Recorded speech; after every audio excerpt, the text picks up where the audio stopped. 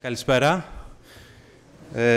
Ευχαριστούμε πάρα πολύ που ήρθατε σήμερα στη σημερινή διάλεξη και στην ετήσια συνάντηση του Αγαία. Δεν θα μακρηγορήσω. Άλλωστε, το έργο του Αγαία φέτος ήταν αρκετά μικρό, για λόγους που θα παρουσιάσω εν συντομία. Το έργο του Αγαία φέτος εστίασε σε πολύ περιορισμένες δραστηριότητες. Η πρώτη και βασική, όπως πάντοτε, είναι οι Αιγαιακές διαλέξεις. Συνεχίσαμε και φέτος με μεγάλη επιτυχία, θα έλεγα, τις Αιγαιακές διαλέξεις, τις οποίες ξεκινήσαμε το 2013 σε συνεργασία με το Σουηδικό Ινστιτούτο. Η συνεργασία αυτή ξεκίνησε από τον τότε Διευθυντή του Σουηδικού Ινστιτούτου Αθηνών, Dr. Arto Penttinen, μαζί με την υποδιευθύντρια Dr. Monica Nilsson.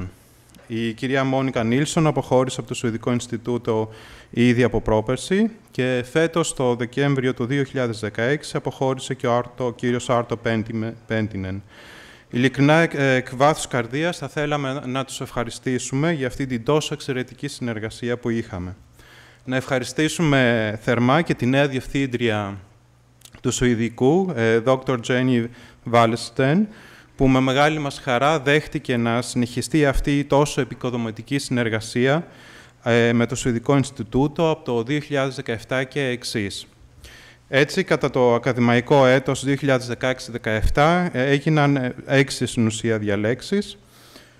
Τον Οκτώβριο του 2016 η Άρτεμις Καρναβά μίλησε με θέμα διοικητική ιεραρχία και συνεργατικότητα στη μινωική νεονακτορική περίοδο. Το Νοέμβριο του 2016 η κυρία Σοφία Βουτσάκη μίλησε με θέμα από τον Άγιο Στέφανο στον Άγιο Βασίλειο, ταφικές πρακτικές στην προανακτορική Λακωνία. Τον Δεκέμβριο του 2016 ο Γιάν Ντρίσεν μίλησε με θέμα πύλα κοκκινόκρεμος, νέες έρευνες σε έναν οικισμό της Κύπρου σε περίοδο κρίσης, εκείνη της εποχής κρίσης. Η αλήθεια, είχαμε μπερδευτεί πάρα πολύ με τον τίτλο του Γιάννη, γιατί το είχε βάλει με τέτοιο τρόπο που παρέπεμπε στη σημερινή κρίση. Οπότε πρέπει να βάλουμε και τη χρονολογία δίπλα, για να γίνει κατανοητό ότι ήταν τότε άλλη κρίση. Τον Ιανουάριο η Λετήσια Φιαλόν μίλησε με θέμα ταφικά τοπία της Μεσολαιδικής και πρώιμης Μικηναϊκής Κεντρικής Ελλάδας. Το Φεβρουάριο του 2017 η Μαρία Λίστον μίλησε με θέμα αποκλίνωσες ταφές και επικίνδυνη νεκρή στην αρχαία Αθήνα. Και τον Μάρτιο, πριν 2 μήνες δηλαδή, ο Ούλριχ Τάλερ μίλησε με θέμα η συνολική εικόνα, επανεξετάζοντας το πλαίσιο θέασης τοιχογραφιών από την Τύρινθα. Οι συνεργασίες. Για πρώτη φορά ο ΓΕΦ συνεργάστηκε με άλλους φορείς στην Ελλάδα.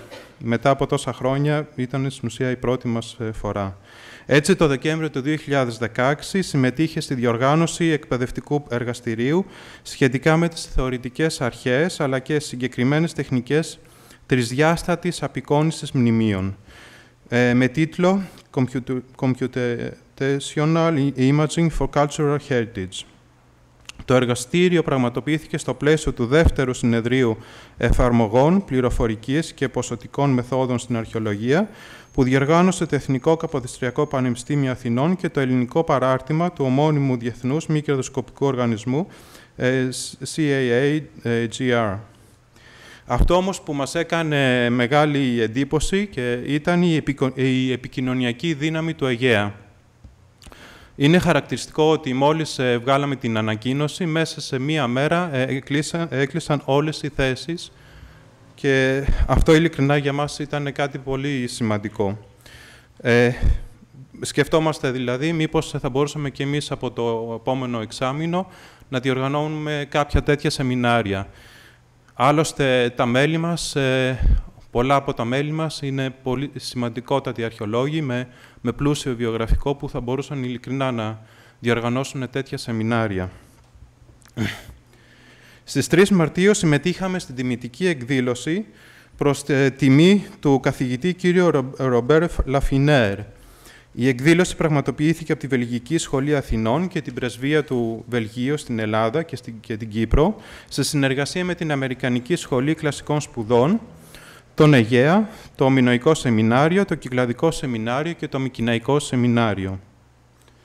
Να σημειωθεί εδώ ότι ήταν η πρώτη φορά που συνεργάζονταν όλα τα σεμινάρια που πραγματοποιούνται στην Αθήνα.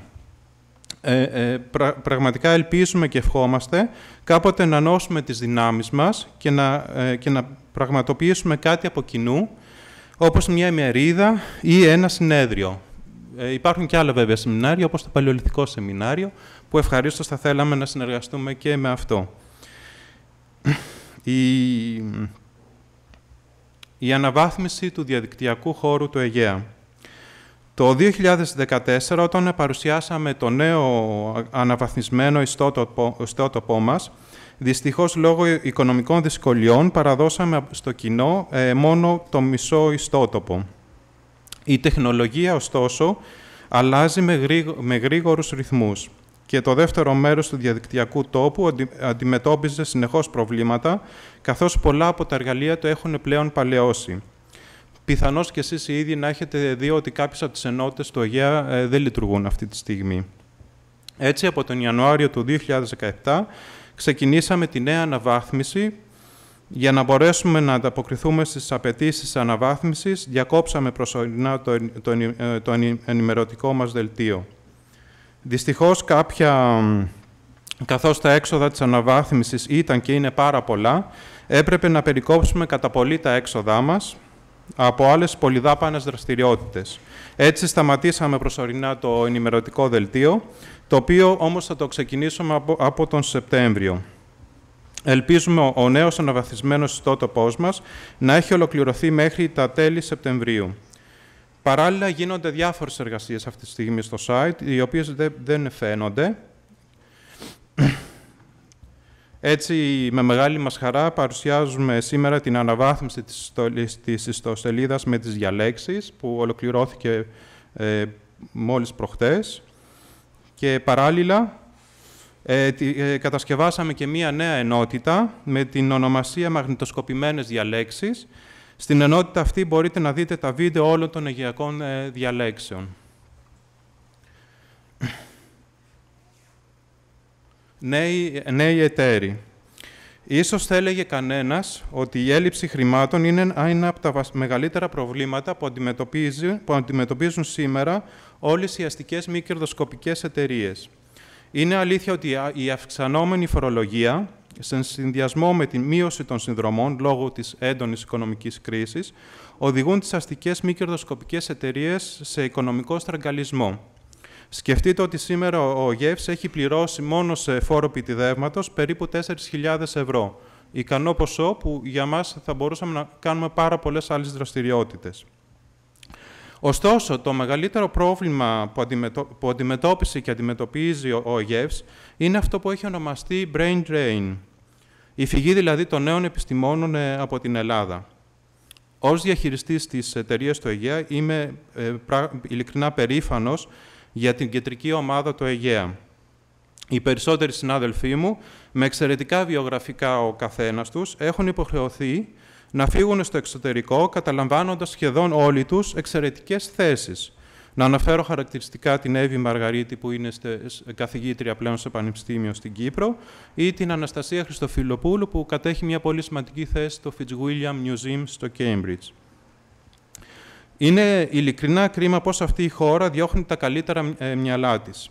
Έτσι, δυστυχώς, από τα 11 βασικά στελέχη, μόνο 4 εταίροι βρίσκονται πλέον στην Αθήνα και από τον φθινόπωρο δε και κατόπιν, με την αποχώρηση και της Ιωάννας Μουτάφη, που πηγαίνει και αυτή στο Cambridge, η κατάσταση γίνεται ακόμα πιο δύσκολη.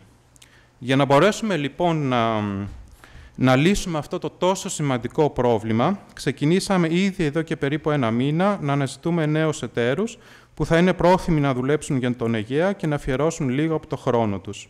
Ελπίζουμε αυτή η διαδικασία να έχει ολοκληρωθεί μέχρι και τον ερχόμενο Σεπτέμβριο, οπότε και να ξεκινήσουμε δυναμικά στο νέο ακαδημαϊκό έτος. Μπορεί άραγε ο ΓΕΦΣ να αλλάξει τη ζωή μας?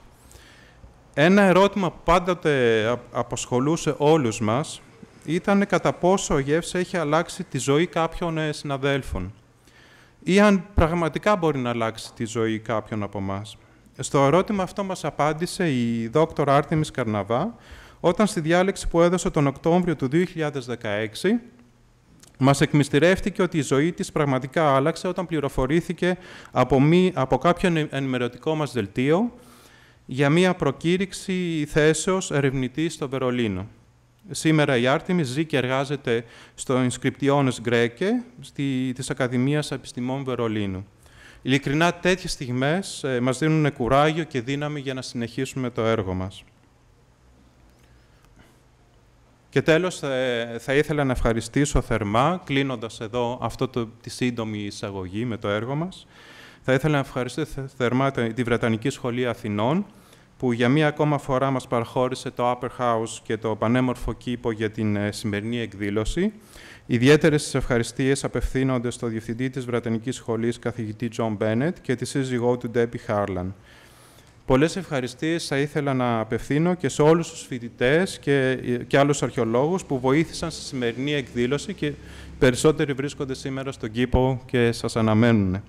Τον Νικόλα Λεμπέση, την Αναστασία Μπρόζου, τον Δημήτρη Παπαγεωργίου, την Αλεξάνδρα Κατεβαίνη και τη Λιάννα Μπούζα. Η σημερινή διάλεξη θα δοθεί από τον Διευθυντή της Αμερικανικής Σχολής Κλασικών Σπουδών στην Αθήνα, James Wright, και τη σύζυγό του, Dr. Mary Dapney, από το Πανεπιστήμιο Bryn Mawr College. Τίτλος της διάλεξης είναι «Η ιστορία ενός χωρικού, η ενσωμάτωση ενός οικισμού της κοιλάδας της Νεμαίας στην επικράτεια των Μυκηνών κατά την ύστερη εποχή του Χαλκού. A Villager's Tale, the incorporation of a settlement in the Nemea Valley into the territory of Mycenae during the late Bronze Age». Jim, θα ήθελα να σε ευχαριστώ πάρα πολύ για αυτή την αποδοχή. Νομίζω, Jim and Mary, νομίζω ότι είναι η τελευταία σας διάλεξη εδώ ως διευθυντής της Αμερικάνικης Σχολής. Ποιος ξέρει. Ειλικρινά, σε ευχαριστούμε πολύ και σε ευχόμαστε καλή τύχη και στο υπόλοιπο έργο και στους δύο.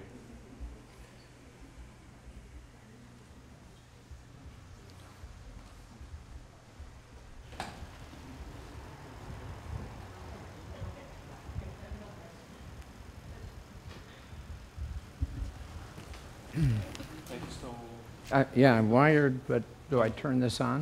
And Doc C. Okay.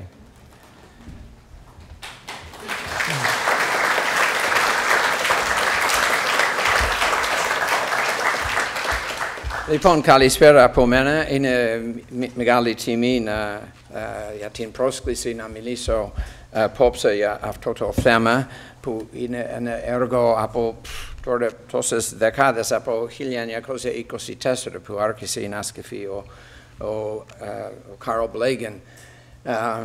Και θέλω να ευχαριστήσω ιδιαίτερα ο Νεκτάριος και η Ιωάννα για την πρόσκληση και ο Γεύς που δίνει τόσες σημαντικές πληροφορίες και ένα τόσο καλό πρόγραμμα κάθε χρόνο εδώ στην Αθήνα, αλλά με την ιστοσελίδα πολλές πληροφορίες για αυτοί που ενδιαφέρουν για την προϊστορία της Ελλάδος. Ευχαριστούμε πάρα πολύ και όλοι πρέπει να γίνονται μέλη, αν δεν έχετε πληρώσει.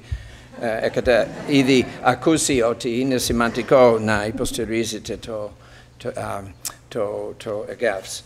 Lipon, I thank you very much for this invitation. I'm going to try to cut my remarks down so that you don't all die here this evening.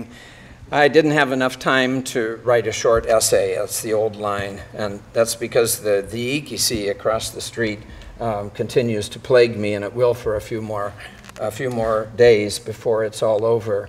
I've actually changed the title, and if I could, I would even change the abstract. I'd take out administered. Mary is all over me about that. And the remarks that I make tonight are my own. I'll take ownership of them and of all the mistakes, but Mary deserves most of the credit because she has done beyond yeoman service for the Nemea Valley Archaeological Project, especially in the most recent years. She single-handedly pulled together the 11 authors who she got to contribute their chapters to the publication of the Cemetery at Hagia Soterra, which will come out from Instat Press this summer, and I urge you to buy it and read it. I think you'll find it an interesting read. And one of the reasons that I'm not ready to be talking tonight is because she's got me editing with her the 2-volume, 2,000-page manuscript of the Chungitsa excavations, which we're hoping to send off to the American School Publications Office before we leave at the beginning of July. And it's an enormous effort, as you can imagine, to bring 15 people together to contribute their contributions, to edit them, to put all the figures and plates and everything in order. And on top of that, her own massive intellectual effort in pulling all this together. So I will crib some from her own conclusions, and if I get it wrong, she'll correct me later. But she really is owed an enormous thanks for everything that she's done to make this happen. And it'll be a pleasure to retire and not have this monkey on my back.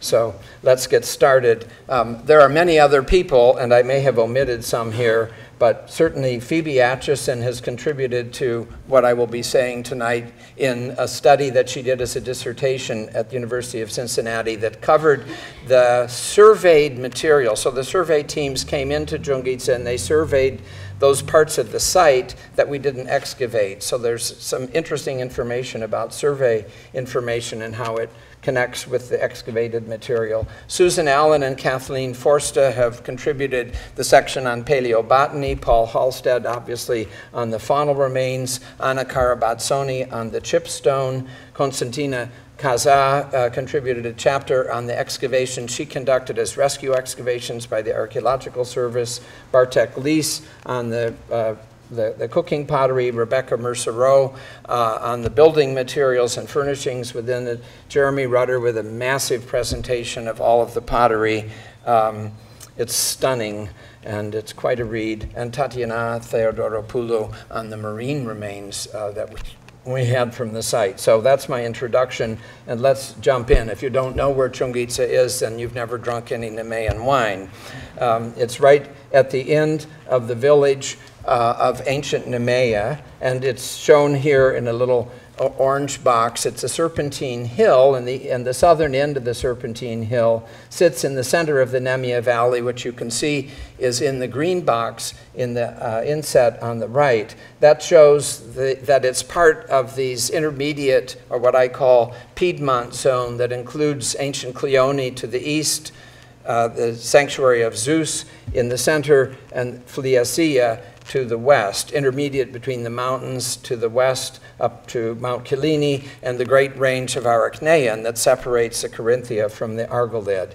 And we were invited to excavate. I was invited by Steve Miller to excavate in 1981, and Mary and I went and conducted a pilot excavation to see if this was really what we wanted to do. And that's the beginning of the Nemea Valley Archaeological Project, because we found a late Atlantic I house, and that was my dream come true. We never found a house quite like that again, but it drew us to the site because it raised interesting questions, not just in prehistory, but later as the survey developed, about the changing relationship of a small valley and the people who occupied the valley to the regions around it, and particularly to larger political economies, whether city-states or the Romans or the Ottomans or certainly Mycenae during the Mycenaean period during the late Bronze Age. So this was sort of the question that we asked as we took off. And here's a view of Chungitsa up close, and it's just a knoll at the end of that serpentine ridge, just at the western end of the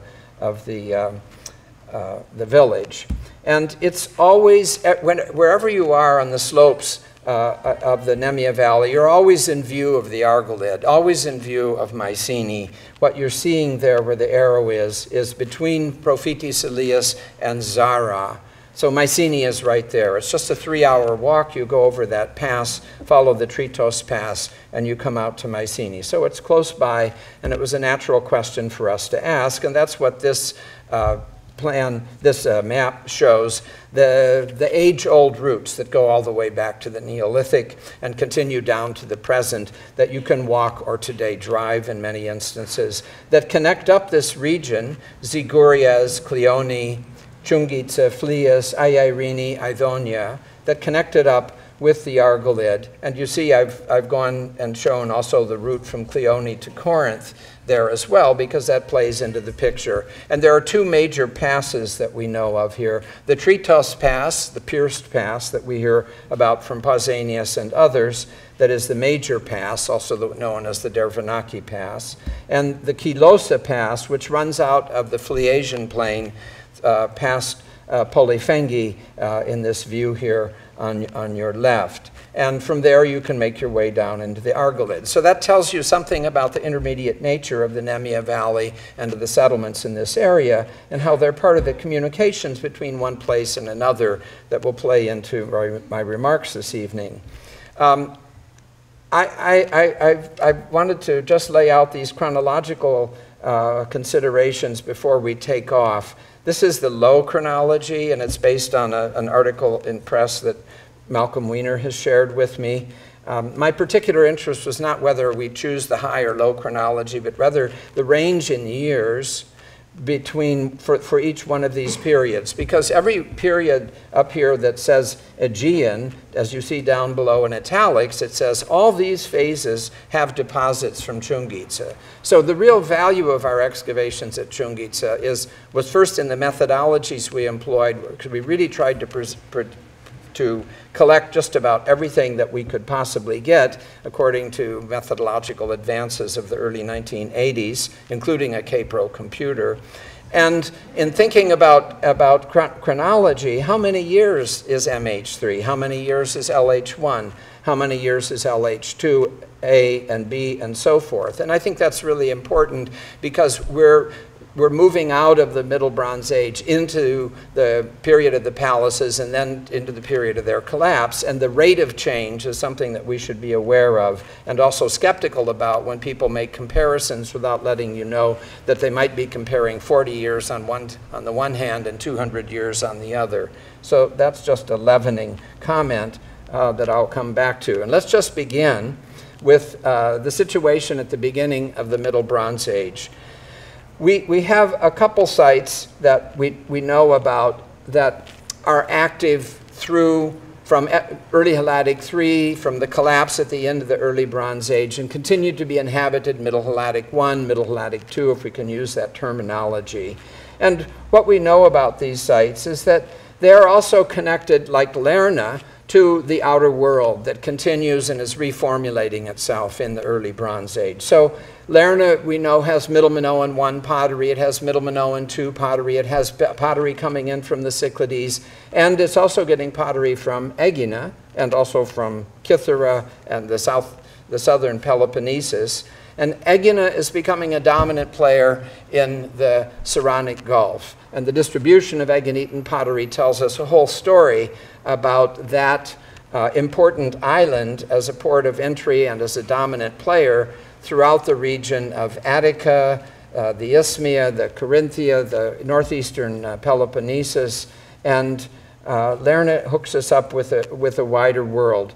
But the next phase that we really want to talk about, which is the beginning of the story, is what's going on in Middle Helladic III. And here I think we know more about it than we actually do. And this diagram here, this map, is to focus your attention on a problem that Jerry Rutter identified in his review of Aegean prehistory in 1993, the so-called colonization of the interior. I've never been really happy with the term, but what he was grappling with was why is it that sites like Prosumna, which is not really the interior, but Ziguriez, Chungitsa, and Aiairini over to the west of us, why is it that they are reoccupied or settled just at the end of the Middle Bronze Age and Middle Helladic III? What is the stimulus for that settlement activity? And I've always thought of it in terms of what's going on at Mycenae and raising a question of what what is the relationship of our settlement in the valley to developments at Mycenae.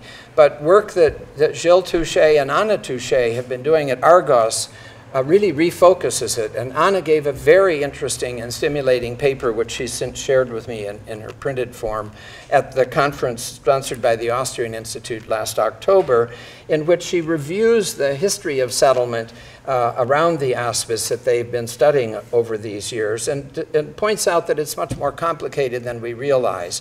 Argos is important because, like Lerna, it's fully occupied through all these periods, and it shows growth in MH2, for example. It's a dynamic settlement. We can't say the same about Mycenae. We start talking about Mycenae when we start talking about Grave Circle B. And Anna has raised the question of whether there isn't stasis within the community on the Aspis, because there's a shifting in settlement, a contraction of settlement within MH3, and then there's an abandonment of the Aspis in the period MH3 transition to LH1. That is ripe in the Shaftgrave period, and that raises the question that she points to of one of the evidence of factionalism within communities, and then the question of, did people from the Aspis or from Argos go off and begin to settle elsewhere? And that just makes me wonder if, in fact, the story doesn't really begin in Lerna and Argos, and Mycenae is a result of something that's going on that we don't yet understand, where families break away. And if that hypothesis would be entertained, I said I'd say some wild things this evening, and this may be the first one. This may be the reason for the settlements that we see being founded, as there's kind of a movement outwards from the Argolid area into areas that were known to people and which are fertile enough and well enough watered to be viable for habitation, as the quickening of the spirit of the Neopalatial period moves things forward. So I won't say more about that, but that's something to ponder. I think it's interesting. This is then what would have been the view of somebody coming from the west, actually, into the valley at the beginning of the Middle Bronze Age. And when they arrived, they would have found the abandoned early Bronze Age settlement, which, with lots of free building material, and the green things actually show ravines that are filled up with early Neolithic, Middle Neolithic, and early Bronze Age remains down through EH3. Apparently the new settlers began to fill in, and that process of filling and leveling them out continues into LH1. That's where we laid trenches and discovered these ravines. In this diagram here, you can see them more clearly in the southern area of trenches, and EU6 in particular, as we dug down into it, went very deep, showing us the western end of this ravine that had eroded away and then had been significantly filled in. So that raises a very interesting question about activities of the earliest settlers here.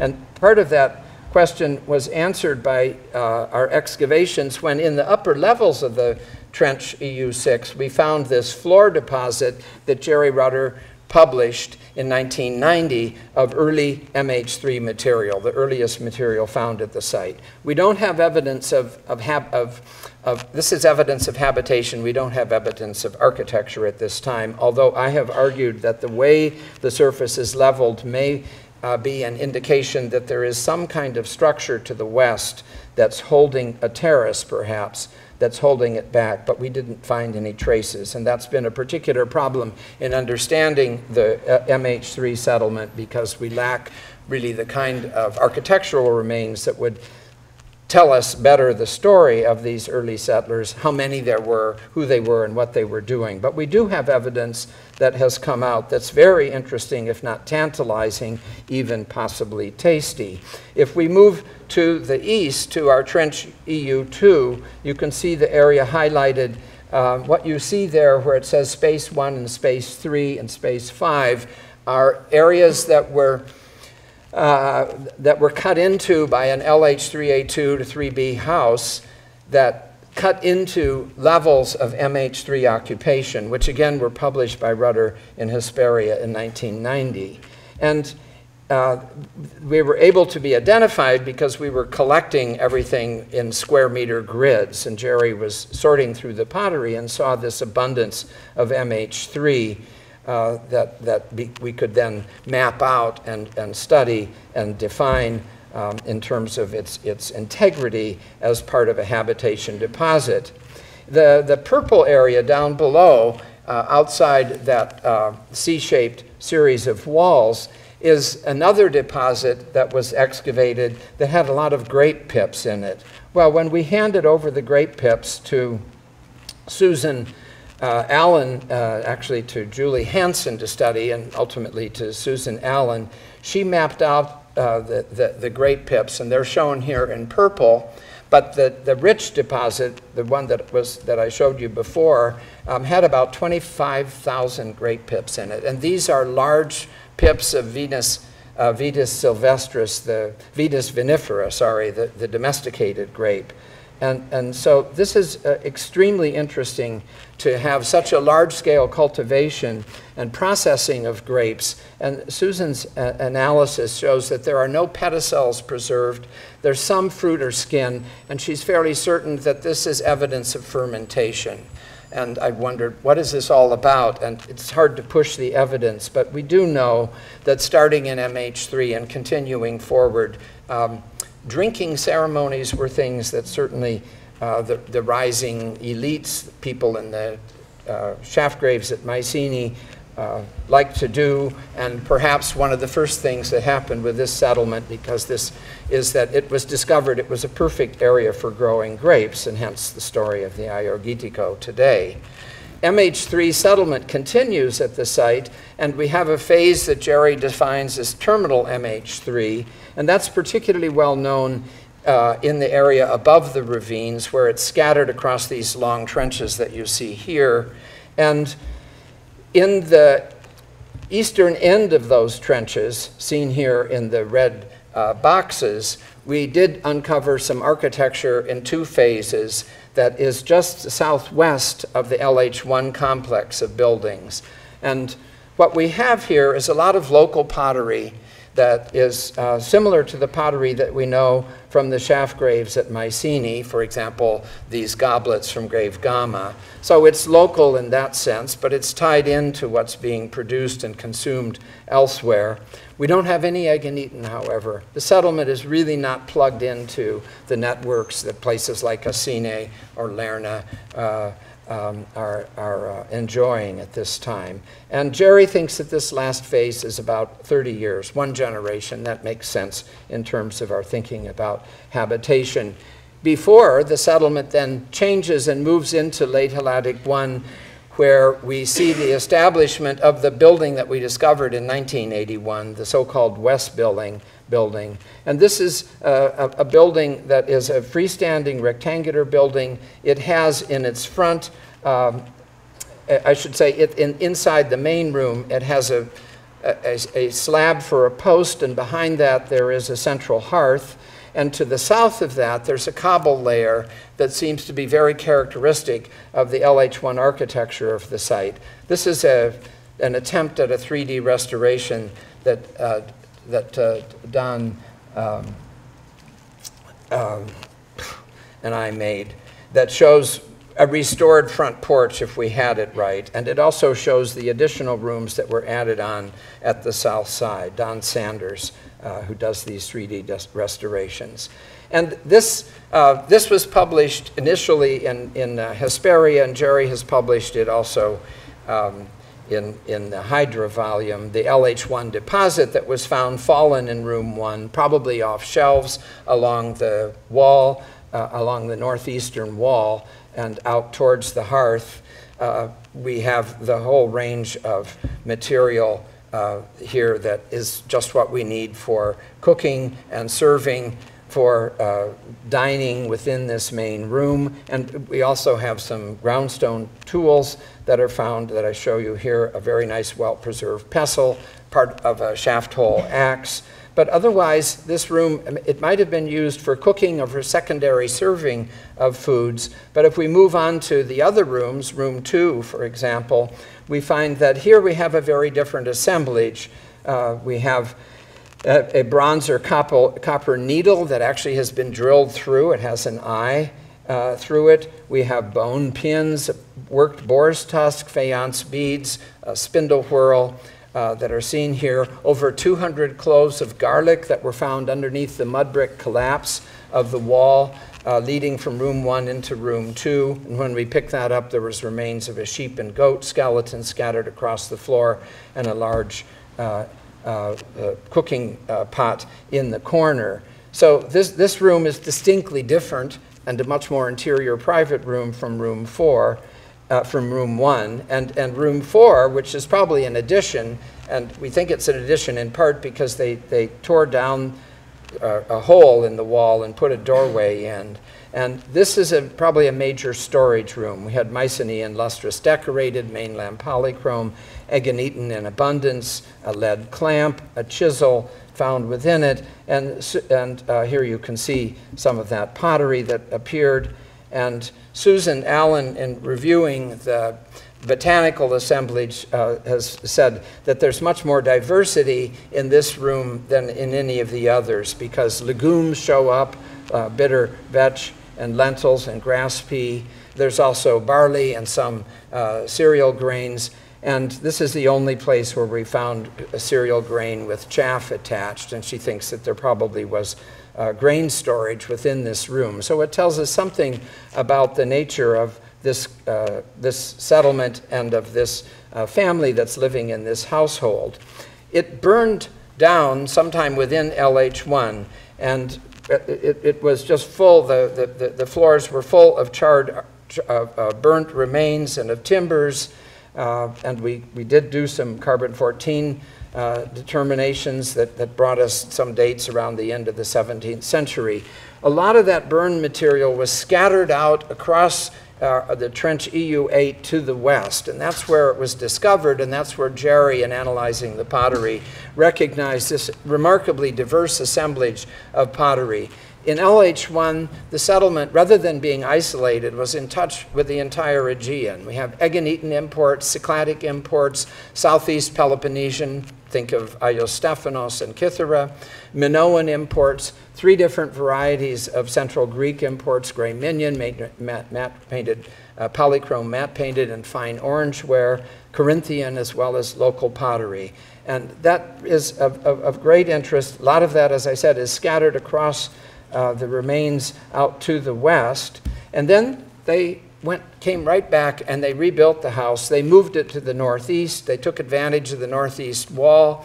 They must have cleared off the remains, and that's probably why so much got strewn out to the west, and built the same house over. Again, with a central hearth and a slab in front for a post. There probably was an anteroom out front that's been plowed away by modern plowing, and the same distribution of cobbles along the south side of the main room, and then an additional hearth put up on the side. So we have, again, a room that has evidence of food preparation and consumption in it.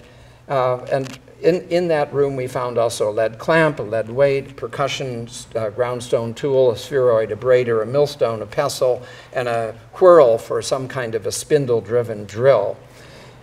The rooms behind it, room 7 and 8, that you see behind it, like room 2, actually had 2 hearths within it. And this part of the complex went through many, many phases, because the next thing that happens is the room is subdivided by a wall between it, and then room 7 has floor after floor after floor rising probably 20 to 25 centimeters up until the site is the building, the east building, is eventually abandoned at the very end of LH1, the turn to LH2. So this is a considerable sequence of late Helladic 1, particularly good for examining development in ceramics and imported ceramics during this period. And the abundance of imported material does raise a question about how this material is being accessed. And I think there are many different views about this, but all the different contributors who've been studying the chipstone and other things that come up refer to either coastally based suppliers, similar to those supplying Mycenae, is a general way to talk about it. The question is, did the inhabitants of Chungitsa go down to these suppliers and purchase things from them or barter for things from them? Or is it more a matter of itinerants coming through and selling or trading the wares that they had? And I think that's a debate that may continue for a while, but certainly it's something to keep in mind as we consider the continuing developments at the site. Harland was given the excavations by Carl Blegen, and in 1926 and 27 he carried out research at Chungitsa that he was meant to publish, and when he died he had never published it, and there's a long story around that.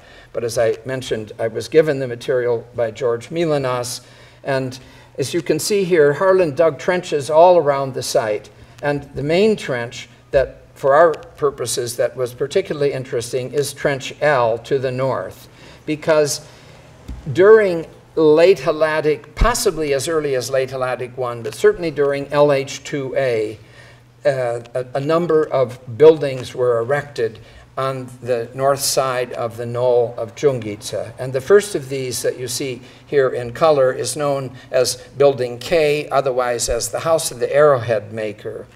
We wanted to locate it, and the actual stone-by-stone drawing down in the corner there shows that we discovered it by trenching into a field that we did not yet own. And we then sank a trench, excavation unit 10, farther east in a section of property that we had bought, and we dug into that trench and found a significant, small, but very pure deposit of late Halladic 2A pottery with other things mixed in. And the long and short of it is that this seems to be a dump of material that is brought out of the households of Trench L, so far as we can tell. And we have Agonitan, we have many Mycenaean fine tablewares, and local cooking pottery. And one of the interesting things that we can say right off the beat is that whereas during LH1 we had access to all this imported material, now what we're getting is Agonitan ware, and all the rest of it is coming from a local producer, perhaps one of the potteries that's starting up at Berbati or in the Mycenae area. It's locally produced in the sense of coming from a main manufactory in the area around Mycenae, and so the story of the relationship to Mycenae lights up at this period, and this is the first evidence beyond that I showed you from Grave Circle B of that connection. As the excavations reports that we have from Harland showed us, there was a lot of material in House K that gave it the name the House of the Arrowhead Maker. A lot of chocolate radiolarite, as well as obsidian, and other things like this arrowhead, arrow shaft straightener that you see here in the lower left. And in the street leading to the next building, the center house or House L, we have this sandstone whetstone and more material, including this little hooked steatite object, along with other things that were found in the center house in these different rooms. A lot of obsidian blades, triangular tanged bronze point, hollow point obsidian arrowheads, mending clamps, horn, carbonized seed, and other things as reported by Harland, and a very interesting pithos neck and rim that was set and must have been used as some kind of a grinding implement on this slab that you see there, and it is shown in its position in room 7 of M there on the slide. So this was quite a complex that Harland excavated, and it shows a dramatic expansion of the settlement during LH2A.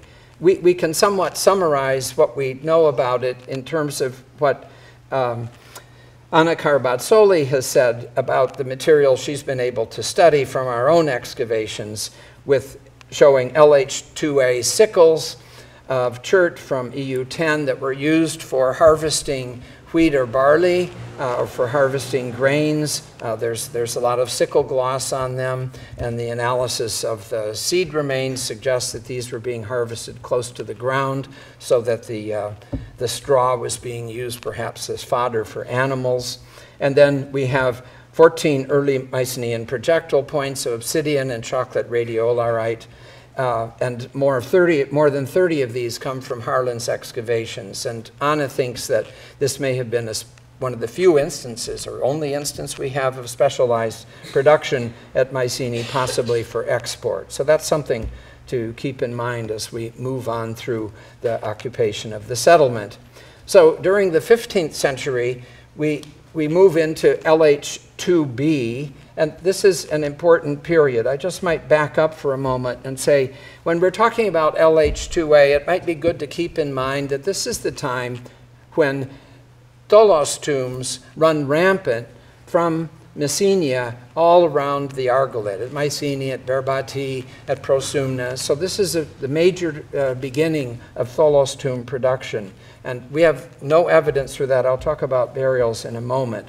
When we move on to the next phase, we move into a phase that ceramicists like because it's the period of the dominance of the Ephyrean goblet. And of course, the Ephyrean goblet is a vessel form that begins to show up at Knossos at this time in the earliest warrior tombs in the cemeteries around Knossos. So LH2B is an interesting period for us because we have in our trench EU2 a significant dump that's associated with a building, and the building is just a long wall with a corner that was then bisected and cut away by the LH3 house that cut through it. And you can see the walls preserved there in light blue, whereas the darker blue and the outline blue represent the deposits of LH2B material. And that LH2B dump had within it, interestingly enough, one of these pithos necks, like the one I showed you from the Trench L that Harland excavated, and cross joins of pottery from top to bottom. So it's a dump of material that was fairly unified because a lot of the pottery mended up from the lowest levels to the top. And this is pottery that has Ephyrean goblets and some marine style ware, and typical LH2B pottery of these production centers that continues the acquisition of pottery from our local producers at Mycenae as they develop their industry and began to circulate it. And within it was found one intact burnt piglet and two other piglet remains, which is interesting. And if Gunhild Eckroth was here, perhaps she'd be willing to comment on it. I sent her an email the other day saying, what would you say if we claimed that we had the earliest Holocaust at a site? That gets to the question of how you interpret deposits like this. We also have some whetstones and a millstone. And Jerry Rutter has argued, and I completely agree, that this is material from within the house that lies to the southeast. And we see at Chungitsa this tendency to gather material from the households and throw it in the backyard, which tends to be in a pit upslope. So it's a very well preserved deposit that well represents this period and raises questions about the activities at the site. This is a great big core or chunk of radiolarite that was also found in the deposit. So it may be just debris from this household, perhaps towards the end of its life, at the very end of 2B, beginning of 3A1. But given the piglet remains, we might also want to consider whether or not in any way it would be related to feasting activities of some kind, or at least to commensal activities. So I mentioned burials, and at this point, because when we get to LH2B, we come to the end, as it were, of the early Mycenaean period. And it's useful to point out that as we were excavating in the western areas and in the area of Trench 2, we found here and there burials that weren't very well preserved because there'd been a lot of modern plowing in the area and other activities overlaying it, including LH3B activities. But we have both MH3 burials to the west in excavation unit A and also in the areas of this LH2B dump and farther to the northeast, where we have the remnant occupation of the early MH3 period. So these burials are interesting because when Sevi took a look at them, she pointed out that we have infants 17 to 18 weeks, 40 weeks, 41 weeks, neonates. That's what we have most of the time. But here and there are some adult remains as well, and neonates and children up to 3 years of age. So it tells us something about burial practices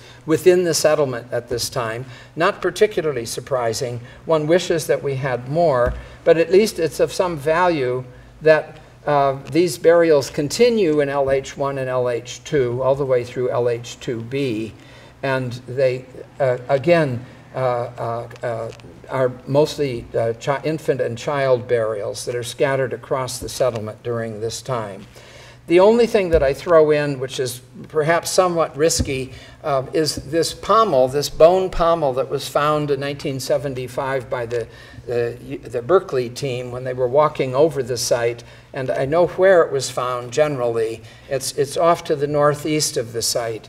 And we've scoured the hillside trying to find evidence of tombs located on the hillside and never have found one. But this is something, the butt of a dagger, perhaps of this early period or later, that might have come from a tomb like that. I mention it only because the next development in mortuary practice is off-site with the introduction of chamber tombs, and that's a momentous occasion for the settlement of Chungitsa, because beginning in LH3A1, the settlement begins to participate in a different way in the rising economy that's centered in and around Mycenae.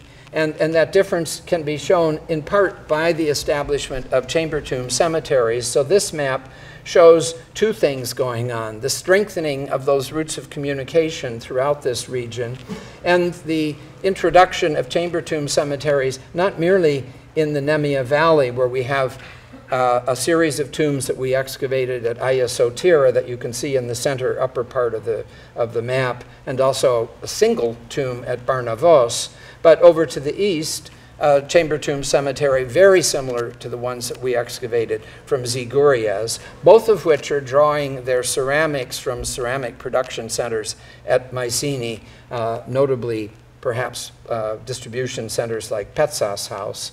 And then out to the west, the establishment of the great cemetery at Idonia, the remarkably rich cemetery that was looted and then it was excavated by the Archaeological Service and continues to be excavated by the Archaeological Service with the support of Kim Shelton and her Nemea Center group.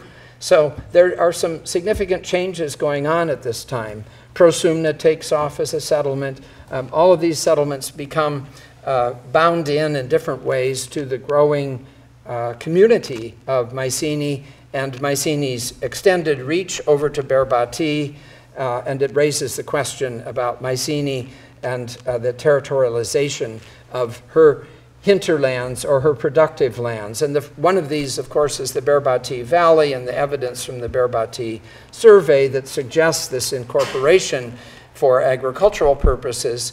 And a part of that would be the establishment of a secure and well-built road network to start moving things through. And that raises to mind John Lavery's research that he carried out on the road networks and his motorways as he described them. And we know that in the 3B period in the 13th century, these became really well-built, graded roads that would take cart traffic as well as chariot traffic.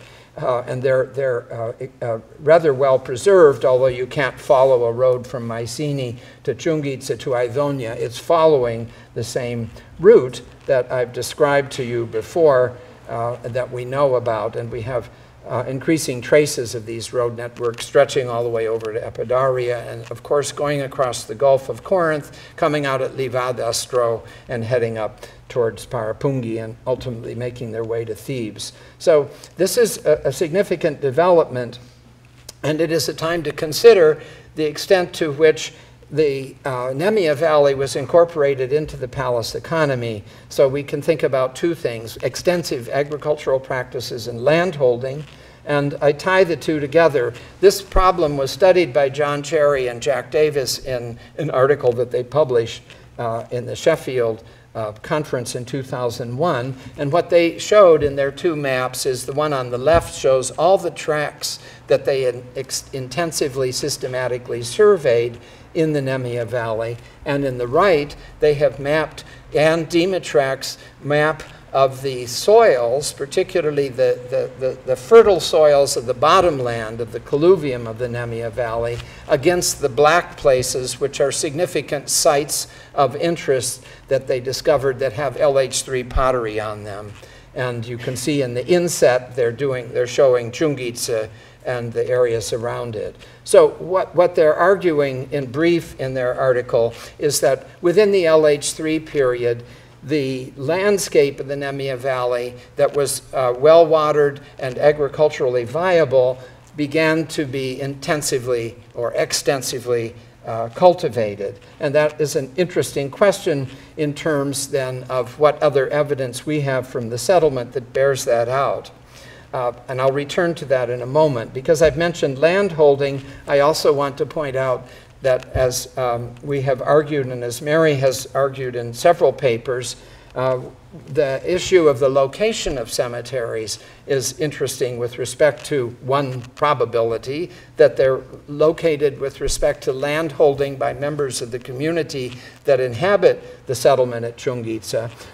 What we know is that of the two areas that we have excavated, they are about between 800 meters and 1,000 meters from the settlement, and that they're pretty much at the same elevation. So if you're standing in Chungitsa or standing at Barnavos or standing on Ayasotira, they're all intervisible one to another. And as Mary has argued, the cemeteries might be located next to sources of water, which seems to be the case for our cemeteries, which are near ravines. And the other question is, are they located along routes of traffic, or are they located along or within land that is owned or at least is claimed by members of the community? And we don't know the answer to that, but it's a viable proposition to consider, particularly because, as I argued in 2008, before I actually understood this too well, that the shift towards the introduction of chamber tombs at a settlement like Chungitsa, not Mycenae, but at Chungitsa and the Nemea Valley, is one where the people living in the community are beginning to accept or adopt the customs that are now well established around the palatial centers. They're wanting to be like the people at Mycenae, and that being like it can be illustrated by the establishment of taking over the chamber tomb form, which hadn't existed previously. As I showed you, they were burying within the settlement. And in taking over the chamber tomb form, they're being like the other people who bury within them, and they actually bury in ways that are significantly like what we find in the chamber tomb cemeteries at larger settlements like Asine or at Argos or all around Mycenae. So that may be a significant change, and it's interesting in a spatial term as well, because rather than burying within the community and having the community be inward facing, we now have chamber tomb cemeteries that are like those elsewhere and that define people inhabiting the landscape completely, that is a part of the territory around their settlement. So to some degree it may suggest some of the autonomous nature of the settlement as it's incorporated into the Mycenaean world as it gains kind of an economic and maybe socio-political status that relates it on the one hand but also separates it on the other. And here are just a couple views of these tombs that we excavated. And that brings us to the next point, which is how we understand the nature of this relationship. And heretofore, that's been made primarily in the interpretation of the LH3A2 material and the deposit that was found in excavation unit 9, which is pulsing on the left-hand side of the screen there. This was a deep and large deposit that we only partially excavated that has been published and discussed extensively, particularly by Dabney Halstead and Thomas in the Feasting volume that I edited in 2004. We have an abundance of drinking and tableware that was found in the deposit, many figurines and evidence of cattle, pig, and sheep and goat, and also a large figure that you see here, and for comparative purposes, it's like the figure from Philokopi. What's it doing out at a small settlement like this? This is a question that I formulated when I wrote an article about Mycenaean religion some years ago, and it was really only began to make sense when the team sat down and pulled all the information together. And just showing you Paul Halstead's calculation, the minimum number of individuals from this deposit of LH3A2 material: 6 cattle, 5 sheep and goat, and pigs. There's a fair amount of gnawing on bones. It's not all deposited all at once. It may be episodes of deposition, but it certainly raises the question of commensal activity going on that may be linked to the palace by virtue particularly of the large figure that's found in it. So that raises then a question about the incorporation into the palace economy. We have a huge deposit of LH3B1 material that Patrick Thomas has previously published in Hesperia back in this trench excavation unit 2. It's above the area where the LH2B deposit was found. And it's just full of material from kylakes and craters to deep bowls, to bowls and to figurines that were found, and a remarkable painted man who bears looking at and trying to figure out if he's a spaceman or if he's somebody who's wearing a suit of armor. And found in this order in terms of magnitude are cattle, sheep, goat, and pig. Patrick argues that this deposit, which is probably coming from the LH3B1 household in the area and being thrown upslope, as we said, is the habit at the settlement, it was accumulated over a period of 50 years. So we think of it as sort of commensal trash from a household at this time, and that may be exactly what it is. But we also have a number of pits that were excavated to the west in our excavation unit 8, and here we can see them, pits 1, 2, 3, and 4. And these are interesting because they may relate to a structure that was partially excavated in EU3, which is this trench over here just under the word sondage that has architectural remains associated with it. So that may be what that material represents.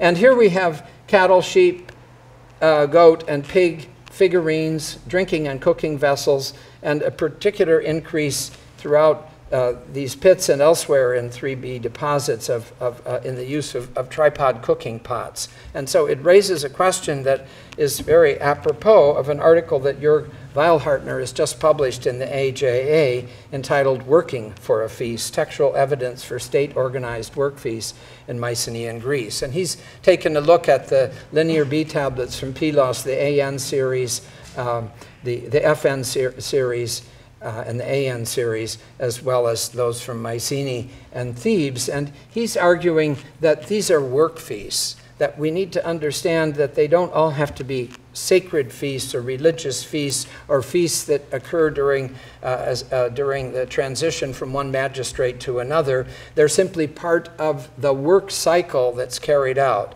And that raises, I think, a really interesting question about how we interpret the relationship of our settlement and the occupation of the Nemea Valley to Mycenae at this time. If these are what these are is commensal activity related to calendrically managed feasts that have to do with harvest and planting and other parts of the agricultural cycle, then it raises a question about the nature of the settlement as we move through the Palace period, LH3A2 into 3B1 and on down. And I'll return to that shortly. Let's just take a look at what we have for LH3B overall, since I've been moving through this presentation chronologically. The red areas show areas where we have LH3B settlement. It's greater than any of the other areas that we have. And Mary has written in the concluding chapter of the book that's coming out that this represents an increase in the number of contemporaneous households found within the excavated area from 5 to 10. So this is the biggest extent of the settlement at this time. And the work that Phoebe Atchison has done shows how we can also understand that in terms of the distribution of LH3 material scattered between the area excavated and the areas that were surveyed. So there's a lot that's fallen down the slope to the west. There's material to the southeast, and also in a big plateau off to the northeast, which was bulldozed in the 1960s, and we didn't think there was any reason to sink trenches there.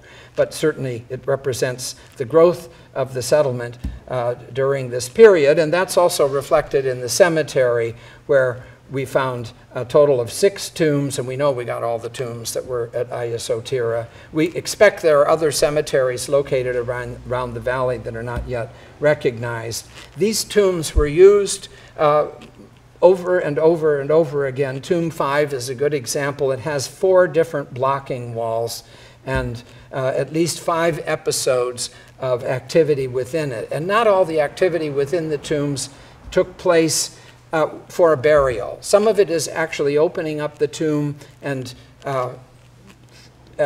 leaving a deposit behind, and some of it may be opening up the tomb to remove individuals who were buried there. So tomb 3 is a very interesting burial. It had been much disturbed, and when we discovered it, it was intact, completely intact. And we found in the upper area stones that are right above the stomian, and the last wall of the stomian blocking it up is shown here in the color photograph in the lower area. And this is a plan of the tomb, and it has 2 cysts within it. One is a long dug cyst that was then covered over with slabs set in the dromos, and the other one is set perpendicular to it in the heart of the main chamber.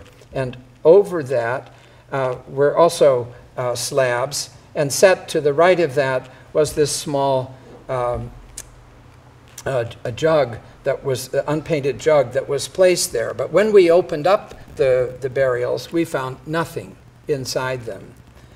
The tomb had been very carefully, systematically opened in its latest phase, and all of the human bones were removed. All we found were a couple teeth in one of them that the people missed. They very carefully removed it. Then they put the slabs back in place and memorialized the tomb by putting this jug there in the 3B period. So, and what's interesting is in the dromos, where we found evidence of multiple openings of the tomb and the deposition of previous occupants who had been removed, we found 2 vessels, an amphiroid crater and this interesting conical rhyton. These are not normally found, rarely found in chamber tombs. And the question is, was this a person of importance? And I raise this question because it comes back to the question of how we understand the settlement during the Palace period. Nakasis has written about the rewards of land for service to people who are serving the palace and who are recorded as individuals in the Linear B tablets in his analysis of the tablets from Pylos.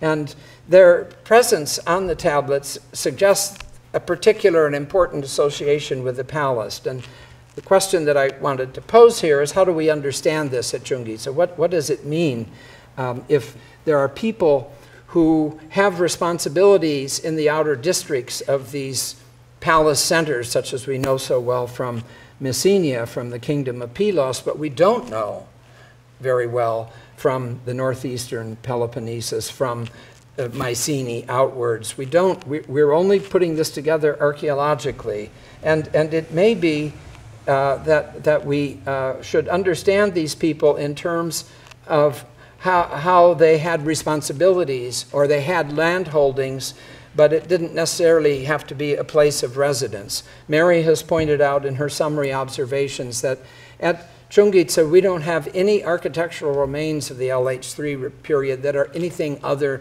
than simple domestic houses. There's no central place. There's no place for a big man to live that we know of.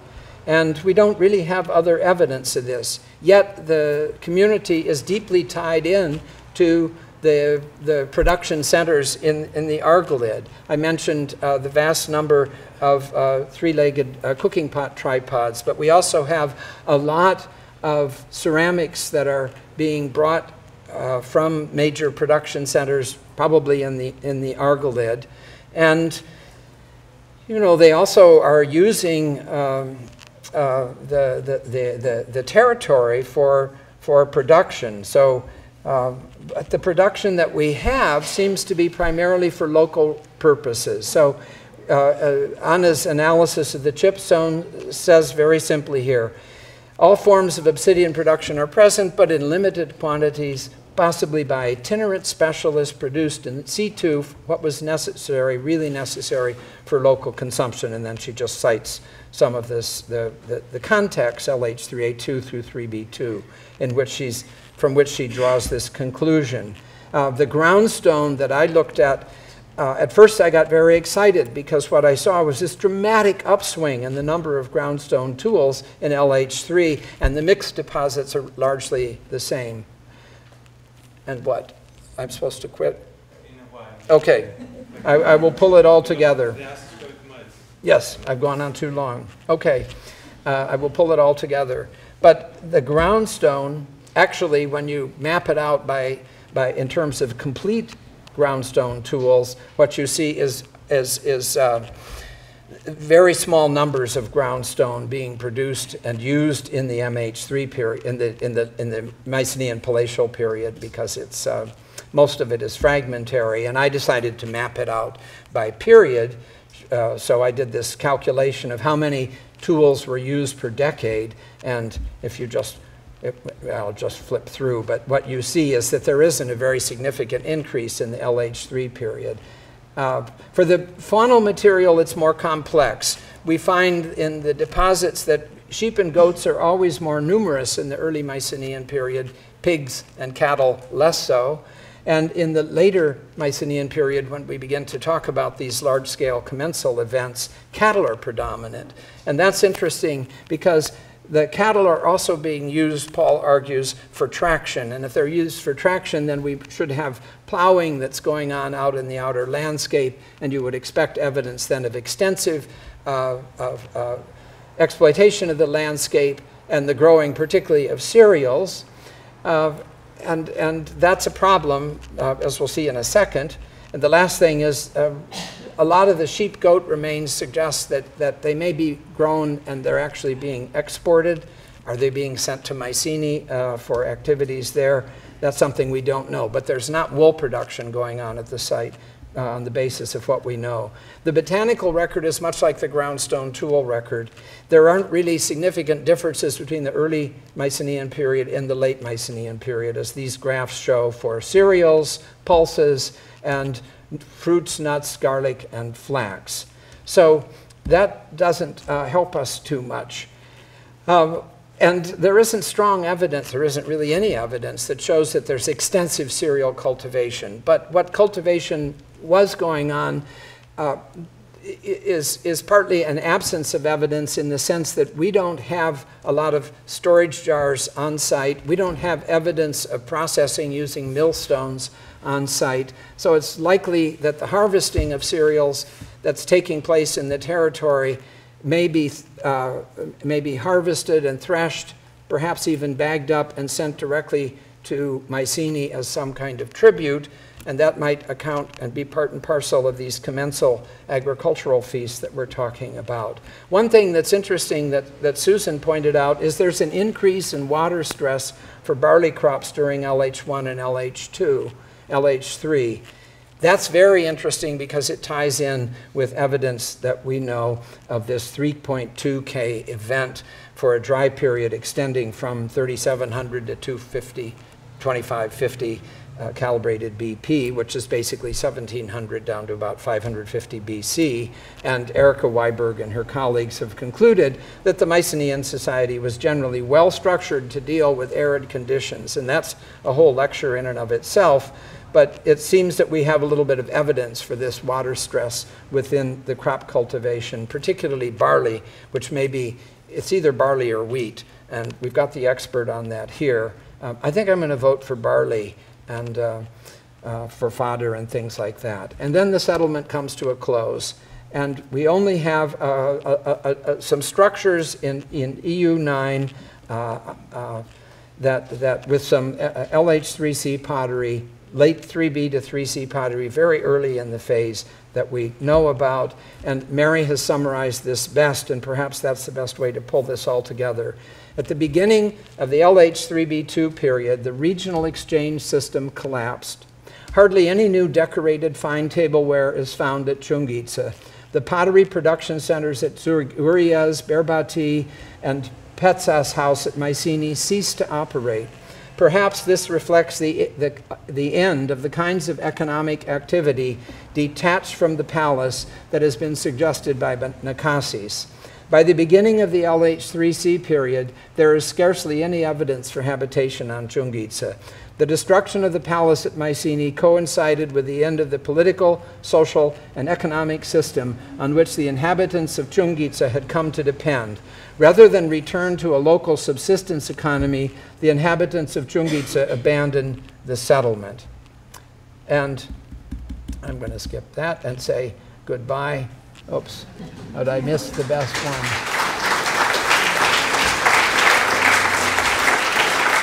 So thank you for your attention. My apologies if I went on too long. It's fine, very much. Thank you very much, Jim, for this. And we're not going to have questions, as we usually do. Δεν θα έχουμε ερωτήσεις. Μπορείτε να κατευθύνετε κατευθείαν για τη δεξίωσή μας. Ευχαριστούμε πολύ.